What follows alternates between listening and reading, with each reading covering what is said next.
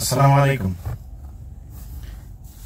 জানুয়ারির 7 তারিখে বাংলাদেশে নির্বাচন শেষ হয়েছে। আজকে আমি যখন এই ভিডিওটা রেকর্ড করছি তখন আমেরিকার সময় অনুযায়ী ফেব্রুয়ারির 7 তারিখ।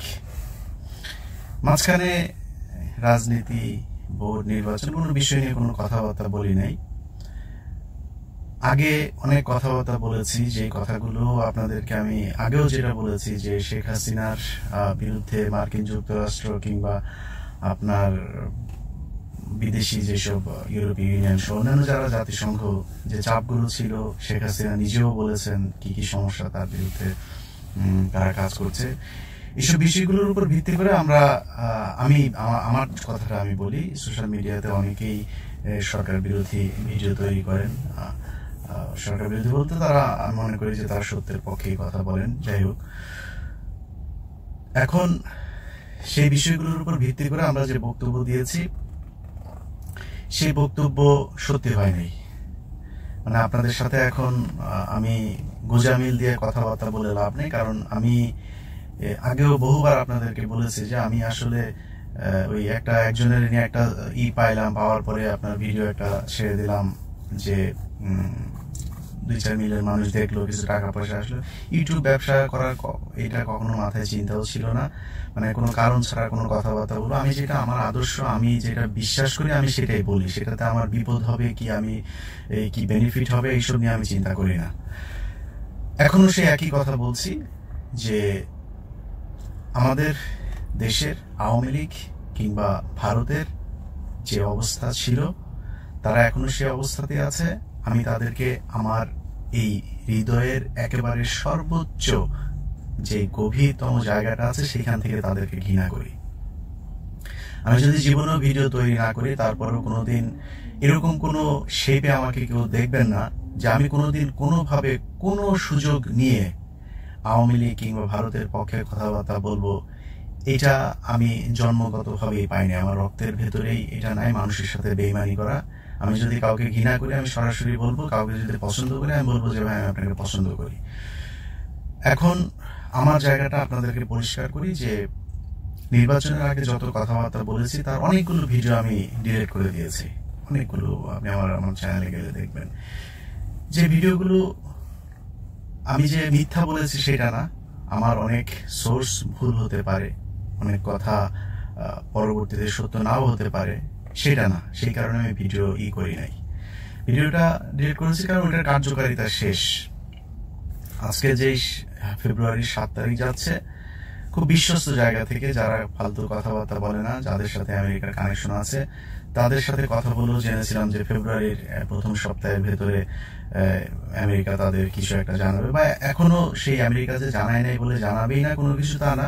আমেরিকা, আমি যার উদ্ধৃতি করছি ওনার নাম বলছি না, আপনারা চেনেন ওনাকে সবাই। উনি 1-to-1 আমেরিকার এখানকার যারা আছেন তাদের সাথে তার কথা হয়েছে এবং তিনি তারা তাকে জানিয়েছেন যে গুয়াতেমালাতে আমরা তো 3 মাস পরও দিয়েছি স্যাংশন, তোমাদের তো এখনো 3 মাস হয়নি। এই কথা বলছে আরো প্রায় 15-20 দিন আগে ওনার সাথে আমার শোনা এই কথাটা।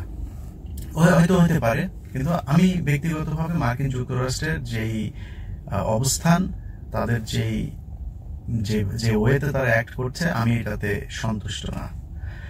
দেখেন, মার্কিন যুক্তরাষ্ট্র বাংলাদেশ তাদের বন্ধুও না। বাংলাদেশে বিরাট এক বায়তুল মোকাররমের খতিব, সেখানে প্রধানমন্ত্রীও, সেটা তারা চান। তারা তাদের স্বার্থ দেখবে, এটা সবসময় বলেছে। এবং এতদিন যে কথাবার্তা বলেছে, এখন যদি কিছু না বলে চুপ থাকে, সেটাও তারা তাদের স্বার্থের কারণেই করবে। এটা একদম স্পষ্ট। আমি কোনোদিন এই কথা বলি নাই যে আমেরিকা হচ্ছে বাংলাদেশে ইসলাম প্রতিষ্ঠার জন্য, আমরা যেরকম যা চাই চোর বাটপার কোনো কিছু থাকবে না সেরকম এক সরকারের জন্য তারা যুদ্ধ করছে। এটা আমি কোনোদিন বলি না, এটা বলবো না, আমি দেখিও না এরকম কোনো কিছু। অতএব তারা তাদের মতো যা ইচ্ছা করতে পারে, কিন্তু আমার নিজের ব্যক্তিগতভাবে লজ্জা লাগে। আপনারা যারা আমার মতো সোশ্যাল মিডিয়াতে পরিচিত মুখ আছেন, বা বিএনপির নেতারাও আমার মনে হয় যারা বাইরে যান, তাদের মানুষের সাথে কটু কথা শুনতে হয় যে ভাই কি বললেন, এতদিন কিছু হলো না, কি করলেন, কি করবো এখন, দেশ কি 5 বছর কি হাসিনা কি থেকেই গেল কিনা। হাসিনা 5 বছর থাকবে কি থাকবে না, এটা আমি আরো 5 বছর আগে যে কথা বলেছি যে শেখ হাসিনা যে অবস্থানে গিয়েছে, আপনি তাকে কোনো নিয়মের মার পেছে আপনি তাকে ফেলতে পারবেন না যে সে এতদিন পরে একটা নির্বাচন দিবে, নির্বাচন দেওয়ার পরে সে চলে যাবে। এটা সম্ভব না। 2016 সালে যেদিন ট্রাম্পের নির্বাচন হয় ঠিক তার আগের দিন এখানে ওজন পার্কে আমি এক বড় ভাইয়ের সাথে দাঁড়ায় কথা বলছিলাম। ওই সময় খালেদা জিয়াকে জেলখানায় নিবে এরকম নানান কথাবার্তা হচ্ছে। তো উনি আমাকে অনেক আশার কথা শোনাচ্ছিল যে হাসিনা চলে যাবে, হাসিনা থাকতে পারবে না এসে। তো আমি তার ওই সময় বলেছিলাম যে ভাই, যদি শেখ হাসিনা খালেদা জিয়াকে জেলখানায় ঢুকায় তাহলে বুঝতে হবে শেখ হাসিনা এই জায়গা থেকে আর কখনোই সরবে না। সেই 2016 সালে বলেছিলাম। আমাদের এই বড় ভাই, উনিও সোশ্যাল মিডিয়াতে সিনিয়র সাংবাদিক, বুঝতে পারছেন হয়তো কার কথা বলছি। ওনাকে আমি এই কথাটা বলেছিলাম যে ভাই, আমি মনে করি যে খালেদা জিয়ারে যদি জেলখানায় নেওয়া হয় তারপরে হাসিনা আর পেছনে ফিরে থাকবে না, সে তারপর ডু অর ডাই ম্যাচ খেলবে। আজকেও তাই বলছি, তাকে অ্যাবনর্মাল কোনো ওয়েতেই যেতে হবে, সেটা আমেরিকার মাধ্যমে হোক, সেটা সেনা কুয়ের মাধ্যমে হোক, জনগণের ধোলায় হোক, যেমনি হোক সেটা সেইভাবে যাইতে হবে। নিয়মতান্ত্রিক পদ্ধতিতে সে যাওয়ার জন্য এত নির্যাতন অত্যাচার দেশের বিরুদ্ধে যায় করে নাই, তার যাওয়ার সেই সুযোগটাই নাই। অতএব আজকে এই 2024 সালে বসেও সেই একই কথা বলছি, শেখ হাসিনাকে ওইভাবেই নামাতে হবে, এর বাইরে কোনো সুযোগ নাই। এখন যারা নামাবে তারা সেই জায়গায় ঠিক আছে কিনা, তাদের সেই শক্তি আছে কিনা বা ইচ্ছাও আছে কিনা, সেটাও এখন একটা প্রশ্নের বিষয় যে তারা আসলে ইচ্ছাও করছে কিনা। কেন করছে না, কেন কিছু হচ্ছে না, কেন কোনো তৎপরতা নেই, সেটা তারা বলতে পারবে। সেই প্রশ্নের জবাব আমার কাছে নাই। বাংলাদেশের একটা সহজ সরল গ্রামের একটা মানুষকেও যদি আপনি জিজ্ঞেস করেন যে আওয়ামী লীগ সরকার কেমন, কি করছে, তাদের অবস্থানটা কি, সে বলে দিবে যে আওয়ামী লীগ সরকার এই করছে, খুব খারাপ কাজ করছে। আওয়ামী লীগ যে করে ওই মানুষটার কাছে যদি আপনি জিজ্ঞেস করেন সে একই জবাব দেবে, কিন্তু সে কি বলবে, সাথে একটু আপনার ইন এডিশন কিছু সেন্টেন্স যুক্ত করবে যে বিএনপি জোট ছিল, বিএনপি তো ভালো কাজ করবে না, আসলেও আবার এরকম হবে, সেগুলো বলে টলে তারা একটা কাজ মানে কথা আপনাকে বোঝানোর চেষ্টা করবে যে হাসিনা হইলো বাংলাদেশে এই মুহূর্তে সব চোর হইলো, চোরের মধ্যে সবচেয়ে ভালো মানুষ হচ্ছে গিয়ে শেখ হাসিনা, এটা আপনাকে বুঝাইতে চাবে, যেটা তারা দীর্ঘদিন ধরে করছে। কিন্তু সাধারণ মানুষ, আমি মনে করি প্রতিটা মানুষ বুঝতে পারছে যে দেশের অবস্থাটা কি। আপনি কোন জায়গায় যাবেন, অর্থনৈতিক অবস্থা বলেন, রাজনৈতিক, সাংস্কৃতিক, ধর্মীয় সব জায়গাগুলো আজকে ধ্বংস হবার পথে, কিন্তু কেউ কোনো কথা বলতে পারছে না, কারো বলার শক্তি নাই। যারা সামনে নেতৃত্ব দিবে তাদের দোষ হোক, অথবা যারা এই ক্ষমতায় আছে তাদেরকে দমন করছে তাদের কারণে হোক, যেই কারণে হোক, তারা তাদের যেই ক্ষোভ সেটা সামনে নিয়ে আসতে পারছে না। এই হচ্ছে এখনকার মতো আর কি দেশের অবস্থা। তাদের প্রতি আমার কোনো ক্ষোভ নাই। যে মানুষগুলো বুকে মানে গুলি নিয়ে হাসপাতালে গিয়ে মারা গিয়েছেন, রাস্তায় মরে পড়েছিলেন, যে মানুষগুলো এখনো জেলখানায় আছেন, যাদের পরিবার কোর্টে ঘুরতে ঘুরতে যাদের অর্থনৈতিক অবস্থা একদম ধ্বংস হয়ে যাচ্ছে, এই মানুষদের প্রতি ক্ষোভ দেখানোর কোনো সুযোগ নেই। কারণ আমি ইলিয়াস অতটুকু করতে পারিনি যতটুকু তারা বাংলাদেশ থেকে করছে। এখন আমার মনে হয় হয়তো আল্লাহ চায় নাই, আল্লাহ হয়তো আমাদেরকে আরো পরীক্ষা নেবেন, আল্লাহ আরো শাস্তি আমাদেরকে দেবেন। তো একটা জিনিস মাথায় রাখতে হবে যে পৃথিবীটা, আমি যদি মনে করি যে আমেরিকা আমাকে কোনো কিছু করবে, বিএনপি আমাকে কিছু করে দিবে, জামায়াত আমাকে কোনো কিছু করে দিবে, যাই করুক এই ডিসিশনটা উপর থেকে আসতে হবে। আমি মনে করি তিনি আমাদেরকে ধৈর্য ধরতে বলেছেন, আমরা ধৈর্য ধরছি। ধরেন আমাকে তো 3 ওয়েতে প্রতিবাদ করতে বলেছে, তাই না? সব শেষ, সবচাইতে মানে নিম্ন স্তরের যে প্রতিবাদ সেটা হচ্ছে এদেরকে ঘৃণা করা। আমি তাদেরকে ঘৃণাই করলাম, আপনি সেটা করেন। আল্লাহ যদি বাঁচিয়ে রাখে তাহলে হয়তো দেখবো, আমাদের চোখের সামনে হয়তো অনেক কিছু ঘটবে, আমরা দেখবো। এর বিচার অবশ্যই পাইতে হবে তাদেরকে। কারণ এই মুহূর্তে দেখেন জেলখানার ভেতরে কত হাজার আলেম, মানে বিএনপি, অন্য জামাত, অন্য রাজনৈতিক ওদের কথা বাদ দিলাম, কত আলেম এই মুহূর্তে জেলখানার ভেতরে আছে, এটা একটু আপনি চিন্তা করেন। তো আল্লাহ এটার বিচার করবে না এটা তো আমি বিশ্বাস করব না। এটার বিচার অবশ্যই আছে, সেই বিচারের মালিক যিনি তার কাছে বিচার দিয়ে রাখলাম। ইনশাল্লাহ সেটা শেষ যেই দিন, সেদিন দেখবো যে এটার কি হয়, কিভাবে আল্লাহ বিচার করেন। ওই দিন আপনাদের সামনে এই বিষয়গুলো নিয়ে আবার আবার পর্যালোচনা করব। আওয়ামী লীগের যে মানুষজন যারা আছেন, ধরেন আমি সবসময় আওয়ামী লীগ বিরোধী ভিডিও তৈরি করি, আমার ভিডিওর কথাবার্তার ধরন অনেক সময় উগ্র হয়, আমি অনেক সরাসরি কথাবার্তা বলি, অনেক ওইতে এক একজন এক একভাবে কথা বলে, আমার কথা বলার ধরন যেটা আমি সেভাবে বলি। আমি যখন একটা আওয়ামী লীগের মানুষ, মনে করেন যে আবরার মারা গেল, তাই না? আবরার মারা যাওয়ার পরে আপনার মনে আছে কারা মেরেছিল তাকে? আচ্ছা আপনি বলেন, এই পৃথিবীর এমন কোন দেশ আছে যেই দেশে আমার দেশের, আমার ধর্মের, আমার প্রাণের একজন মানুষ, আমার রুমমেট, আমার সাথে পড়াশোনা করে, ভালো ছেলে, খারাপ ছেলে না তাও না, ভালো ছেলে, ভদ্র ছেলে, সেই ছেলেটাকে আপনি পিটিয়ে মেরে ফেলবেন আরেক দেশের এই নদী নিয়ে ভাগাভাগি নিয়ে একটা পোস্ট করার কারণে? আপনি তো সে আওয়ামী লীগ। দেলাওয়ার হোসেন সাঈদী, তিনি তো বাংলাদেশের একজন আলেম, তিনার জীবনে হয়তো অনেক পাপ থাকতে পারে, অনেক মানুষ হিসাবে তিনি অপরাধ করতে পারেন, ঠিক আছে, বাদ দিলাম, ওই আলোচনায় না গেলাম, কিন্তু একজন আলেম, ভালো মানুষ, তার আমার চাইতে সে অনেক পুণ্যবান একজন মানুষ। এই মানুষটা মারা গিয়েছে, মারা যাওয়ার পরে আপনাদের ছাত্রলীগের যারা আপনার পোস্ট করেছে, সেটা দোয়া চেয়ে, কোনো অন্য কিছু না, জামাতে যোগ দিবে, জামাতের পক্ষে কিছু না, শুধু বলেছেন যে আল্লাহ যেন তাকে জান্নাতবাসী করেন, এর জন্য পদ গিয়েছে। মিথ্যা কথা না তো? না, আপনারা জানেন, আপনাদের দেশের ঘটনা এটা, আমি তো ওইখান থেকে অনেক দূরে। আপনারা যেই দেশের ভেতরে বসে এখন দেশপ্রেম দেখাচ্ছেন, আপনারা বিশাল দেশপ্রেমিক, আমরা নাকি পাকিস্তানের লোক, আমাদের পাকিস্তানে চলে যাওয়ার কথা, আপনারা সব দেশপ্রেমিক লোক। আপনি বলেন 2 দিন আগে, এই যে এখনো এই মুহূর্তেও এই যে বর্ডারে যা হচ্ছে, রইসুদ্দিনকে মেরে ফেললো, কি করেছেন ভাই? আওয়ামী লীগের কোন একটা পার্টি অফিস থেকে ক্ষমতা আছে আপনার ওটা নিয়ে একটা প্রতিবাদ করতে পারবেন? তাহলে কি এখন আপনাদেরকে যদি খুব উগ্রভাবে কথা বলা হয়, সেটা যদি আপনি ব্যক্তিগতভাবে নেন, কিছু বলার নাই। তারপরও আজকে আওয়ামী লীগের যেসব মানুষজনকে আমি আমার কোনো কথায় কষ্ট পেয়েছেন, তাদের কাছে আমি ক্ষমা প্রার্থী। আমার মনে হয় আমি ভুল ছিলাম, বা আমার মতো যারা কথা বলেছে তারাই মনে হয় ভুল ছিলাম, কারণ আপনারা সংখ্যাগরিষ্ঠ মানুষই তো বাংলাদেশে শেখ হাসিনাকে ক্ষমতায় এনেছেন, তাই না? আপনারাই বোধহয় ঠিক আছেন। যদি মনে করেন দেশ ভালো চলছে, আমি ব্যক্তিগতভাবে এত দায় দায়িত্ব কেন নিব বলেন? আমার পরিবারের অবস্থা কি? আমার ভাইদের সাথে কথা বলতে পারি না, বোন জামাই চাকরি চলে গিয়েছে আমার জন্য, সেই ব্যক্তির সাথে আমার ভালো করে কোনোদিন, মানে আমি আমার বোনের সাথে যদি মাঝে মধ্যে কথা বলতে যাই, সে আসতেছে শুনলে আমার বোন ফোন রেখে দেয়, এরকম সম্পর্ক তার সাথে। আমার ভাইদের সাথে ঠিক মতো কথা বলতে পারি না, পরিবারের সাথে সম্পর্ক নাই। এগুলো কিসের জন্য? এই দেশের জন্য। তো আপনারা যদি মনে করেন আমি রং, আই মাইট রং, আমি এটা মেনে নিলাম। আল্লাহ যদি কোনোদিন সুযোগ দেন, এই কথাগুলো আবার তুলবো, যেদিন আল্লাহ সঠিক করবেন যে কে সঠিক, মানে বিচারটা করবেন যে কে সঠিক আর কে বেঠিক, সেদিন আবার এই প্রশ্নগুলো তুলবো আপনাদের কাছে।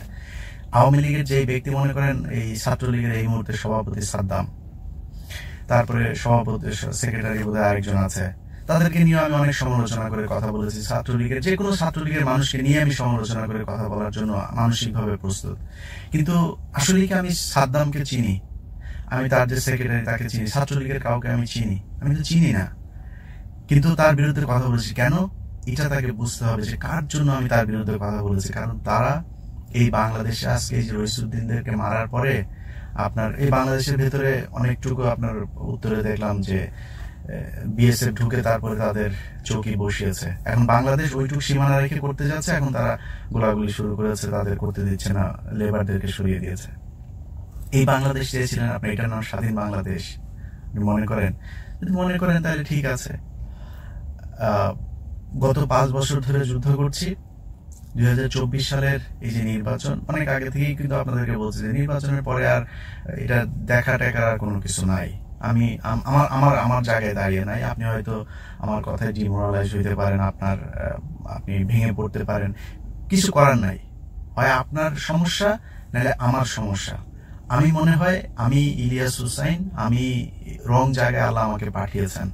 ওই দেশে থাকার মানে আমার যোগ্যতা নাই, ধরে নিলাম আমার বোধহয় যোগ্যতা নাই, ওইখানে সব যোগ্য লোকজন থাকে। আপনারাই ভালো মানুষ, আমি খারাপ মানুষ, আল্লাহ আমাকে ভুল জায়গায় পাঠিয়েছিল, ওইখান থেকে তুলে নিয়ে আসছেন আরেক জায়গায়, এইটুকুই মেনে নিলাম। তো আপনাদের যেসব মানুষজন ভিডিওটা দেখলেন, আপনাদের সবার কাছে আমার একটা দাবি থাকবে যে আপনি আওয়ামী লীগ করেন কিংবা ছাত্রলীগ, যুবলীগ, যাই করেন, যেই কাজটা করছেন আপনি নিজেকে সেকেন্ড টাইম জিজ্ঞেস করবেন যে এই কাজটা আমি কি ঠিক করলাম কিনা। নিজের কাছে প্রশ্ন করবেন। যদি আপনি মনে করেন, আপনার বিবেক বলে যে না এই কাজটা ঠিক করলাম, তাহলে করেন। আর যদি বলে না, তাহলে সেখান থেকে বের হয়ে আসতে হবে। আল্লাহর কাছে এরকম উত্তর দেওয়ার কোনো সুযোগ নাই যে আল্লাহ আমার আশপাশে সব আওয়ামী লীগের লোকজন ছিল, এই জন্য আমি তার পেছনে যায় তারপরে দালালি করেছি, মাস্তানি করেছি। এই সুযোগ দেওয়ার কোনো সুযোগ নেই। আপনি রং অথবা রাইট যে কোনো একটা করতে হবে। তো কি করছেন সেটা আপনাকে জিজ্ঞেস করেন। আমার এই সোশ্যাল মিডিয়াতে গেল 1 মাস ধরে আমি যদি চাইতাম, আমি অন্তত $2-4 হাজার আমি তৈরি করতে পারতাম। আমি করি নাই। কেন করি নাই জানুন? মানসিকভাবে এত খারাপ একটা অবস্থার মধ্যে ছিলাম যে একটা নির্বাচন হয়ে গেল, এই দেশে এত বিজ্ঞ লোকজন, এত বুদ্ধিজীবী, সাংবাদিক, সেনাবাহিনী, গোয়েন্দা সংস্থা, রাজনীতিবিদ, 18 কোটি মানুষ তো রে ভাই, 18-20 জন না তো, 18 কোটি মানুষের মধ্যে 18 জন মানুষ থাকবে না?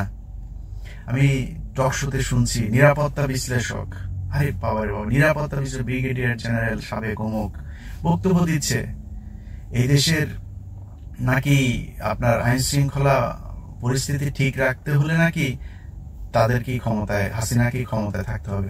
ভাই আমি কে রে তাইলে?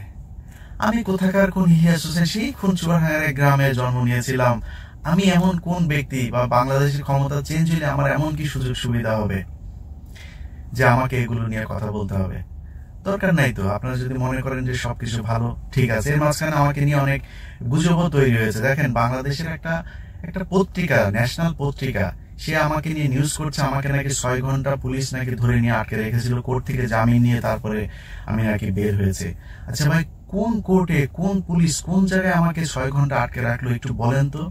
আপনি তো ন্যাশনাল পত্রিকা, ইউটিউব না তো, ইউটিউবে যে যা ইচ্ছা বলতে পারে, আপনি সেটা প্রচার করে দিলেন, কিছু বললেন, জবাবও দেন, মনে করে জবাব দেওয়ার ইচ্ছাও মনে করেন। এর আগে ওই যে বাটপারকে নিয়ে ভিডিও একটা করেছিলাম, মানুষকে জানিয়ে দিয়েছি যে ভাই সে সে এখন বলে আমাকে নিয়ে তার নাকি জবাব দেওয়ার কোনো কিছু নাই। কি জবাব দেওয়ার কিছু নাই? তোর নাম কি? এখন যে বাল্টন নাকি নাম, এটা তোর নাম। তুই যে মহিলার সাথে থাকিস, এই মহিলা কে? তোর বোন? কে সে? কে? আমার এটা মানে এগুলি তো প্রশ্ন জবাব দিতে হবে। আমি কিছু খুব ভ্যালিড কিছু কোশ্চেন করেছি, সেগুলো জবাব দিতে হবে। আমি বলেছি যে তোকে আমি টিকিট করে দেবো, তুই কানাডা যাবি, আবার ঘুরে আসবি। তোর যে এখানে চিপ যে তোর বিচির মধ্যে নিচে বসানো নাই, এটা দেখায় লাভ নাই তো মানুষের। তুই ঘুরে আসবি, এসে তারপরে দেখাবি। এখানে 400 কত জনের নাকি তারা বাড়ি ঘর নাকি করে দিয়েছে। একজন বলেছি, একজনের বাড়ি তুই এনে তারপর আমাকে দিবি যে এই একজনের বাড়ি আমি করে দিয়েছি, তুই বলবি।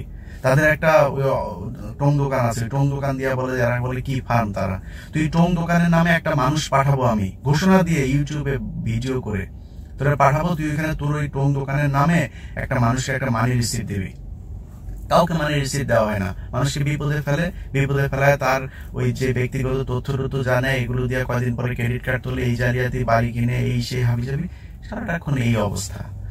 সে আমার এখানে ধরেন আমেরিকার যে আইন অনুযায়ী মহিলা মানুষ 2-3টা নিয়ে থানার মধ্যে নিয়ে কাঁপতে যায়, উঠে বলে নাকি আমি নাকি ফোন করে নাকি কারে কি বলছি, এগুলো বলে তারপরে মিথ্যা এসে মামলা টামলা করে।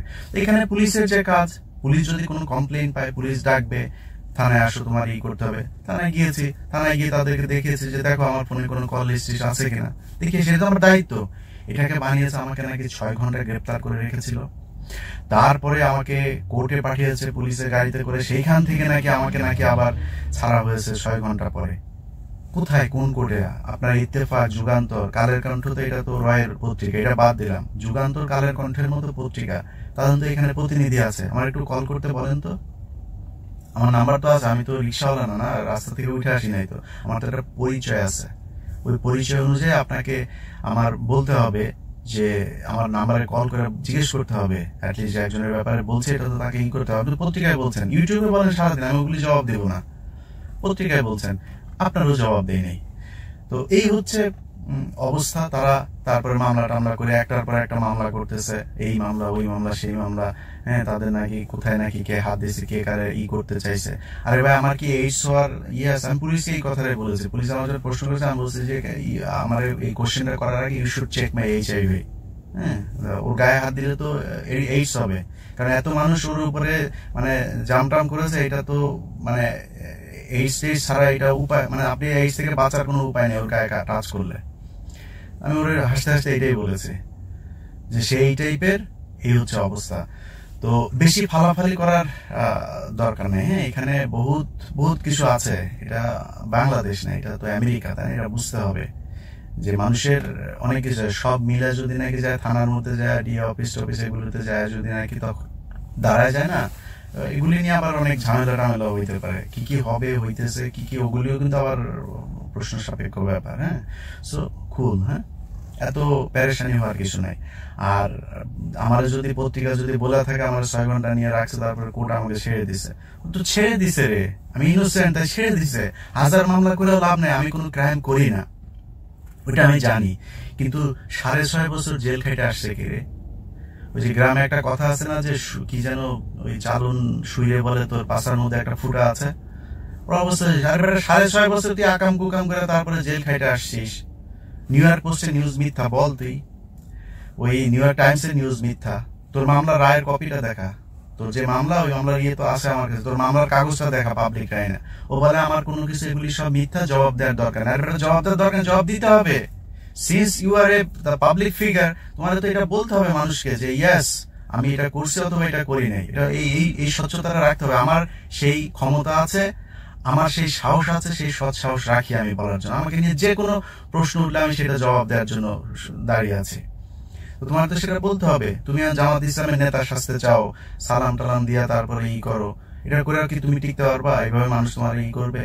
আর বাংলাদেশের মানুষকেও বলবো, যারা মনে করেন যে এই টাইপের এই মানুষজনের আপনারা আপনাদের মতো জবাব দিচ্ছেন, কিন্তু তারপরে 2-4 জন যারাও আছেন না, তাদেরকে ওকে বলতে হবে যে তুমি যে কিনা মসজিদের একটা মানুষ, মসজিদ আমার মানে সেই লোকটার চোখ দিয়ে পানি চলে আসে আমাকে যখন একটা রেস্টুরেন্টে বসে, ওরা মসজিদের কমিটির লোকজন সব বসে যে ভাই সেই 1999 সালে আমেরিকার মতো জায়গায় একটা মসজিদ করতে গেলে কত হ্যাচেল, সিটির পারমিশন এই সেই নিয়ে টিয়া জগ দিয়া তারপরে পানি শেখা সেই বিল্ডিংটাকে আমরা দাঁড় করাইছি।